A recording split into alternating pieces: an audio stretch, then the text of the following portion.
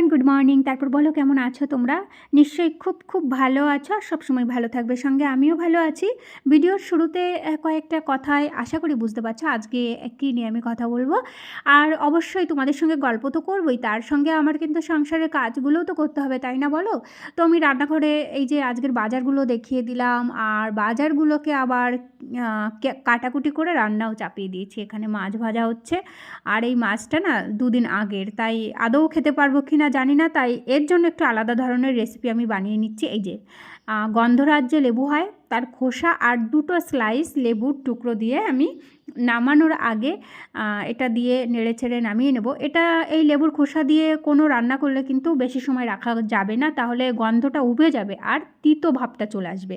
যার জন্য নামানোর 2 মিনিট আগে এটা দিয়ে নেড়ে ছেড়ে নামিয়ে দিতে হবে, তাহলে লেবুর যে ফ্লেভার, মাছের যে আষ্টে গন্ধ, সমস্ত কিছুই নিমেষে নির্মূল হয়ে যাবে।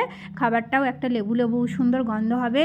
আমি যখন মাছ ফ্রিজে বেশি সময় থেকে যায়, আমার স্টে করে যায়, চিকেন রান্নাও মাঝে মধ্যে আমি এইভাবে দিয়ে করে খাই, না হলে আমার বেশ গন্ধ লাগে, ব্যাপারটা একটু খেতে অসুবিধা হয়। যাই হোক, আশা করি এই ব্যাপারটা যারা মাছ প্রিয় তাদের এটা অসুবিধা হয় না। এটা আমার ব্যক্তিগত মতামত, তোমাদের সঙ্গে একটু প্রকাশ করলাম। তো চলো, কাজকর্ম করতে করতে এখানে ডিমগুলো তুলে নিচ্ছি। আর আজকের কয়েকটা কথা তোমাদের সঙ্গে বলবো। আমরা সবসময় শান্তি খুঁজি, তাই না? শান্তির জন্য মাথার মধ্যে সবসময় কিন্তু দ্বন্দ্ব চলতে থাকে। কিসের দ্বন্দ্ব? এই বলি যে আমি কাজ করছি, আমার ওই কাজটা হলো না, খুব তাড়াতাড়ি কাজ করতে হবে, এটা আমার মাথার দ্বন্দ্ব, আমি ব্যক্তিগতভাবে বললাম। এছাড়াও আরও যে ছেলেটা যে মেয়েটা এখনও পর্যন্ত কিছু করেনি, মানে মা বাবার যে চিন্তাটা, আমার ছেলে মেয়েটা কবে কী করবে, এই যে চিন্তাগুলো, তাই প্রত্যেক নিয়ত আমাদের মস্তিষ্ক কিন্তু দ্বন্দ্ব করে চলেছে। আমরা নিজেরা নিজে থেকেই দ্বন্দ্বগুলো তৈরি করছি। তো এখানে দেখতে পাচ্ছ আমি একটা গাছ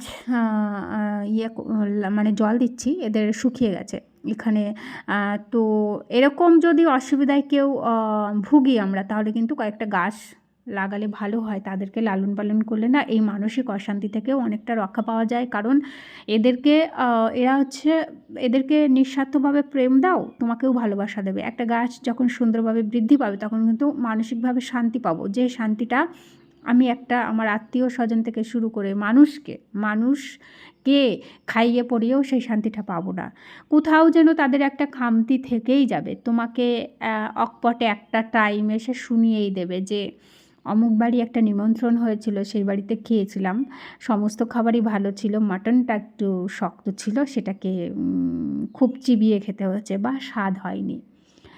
কখনোই ভাববে না যে যে ব্যক্তির বাড়িতে আমি খেতে গেছি সেই ব্যক্তিটা আর্থিক অনেকটা অর্থ খরচ করে একটা অনুষ্ঠান আয়োজন করেছে, সেখানে আমি খেতে গেছি, কিন্তু তার যে পারকতা বা ইচ্ছা সেখানে কোনো মূল্য পাবে না।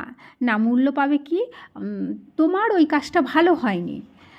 তাহলে আমাদের সত্যি মানসিক শান্তি কি আছে? কোথাও খেয়ে গিয়েও বিচার বিশ্লেষণ নিয়ে বসে আছি, সংসারে সবসময় দ্বন্দ্ব বিশ্লেষণ নিয়ে বসে আছি, তাহলে শান্তিটা কোথায়? সত্যি কথা বলতে কেউ কাউকে শান্তি ইনজেক্ট করতে পারে না। কিছু কর্মের মধ্য দিয়ে নিজে থেকে সেইগুলো নেগলেক্ট না করলে কখনোই শান্তি আসে না। আর নিঃস্বার্থভাবে আমার বোধহয় গাছপালাকে ভালোবাসলে তারা আমার প্রতি কোনো রকম রিয়াকশন দেখাবে না। যদি একটা গাছের গোড়া 2 দিন ধরে শুকিয়ে যায়, আমি জলটা না দিই, তখনও পর্যন্ত কি সে আমাকে চিৎকার করে বলবে না, আমাকে কেন জল দিচ্ছ না, আমি তো শুকিয়ে মারা পড়লাম? নির্চুপে নির্ঝুমে সে হয়তো বা ঢলে পড়ে মৃত্যুর দিকে এগিয়ে যাবে, কিন্তু আমাকে কখনো আঙুল তুলে বলবেও না, আমাকে চোখ রাঙাবে না। ব্যাপারটা হয়েছে তাই। এখানে আমার কাজে ফিরে আসছে। এই যে আমার ইনডোর প্ল্যান্টগুলো, এগুলোকে সুন্দর করে আমি জল দিচ্ছি আর একদম স্নান করিয়ে দিলাম আজকে। একটা টাইম একটু বড় হলে এদেরকে ঘরে তুলে নিয়ে যাব, আর যাবার পথে আবার মানে নিচে নামার পথে আবার ফুল তুলে নিয়ে আসলাম।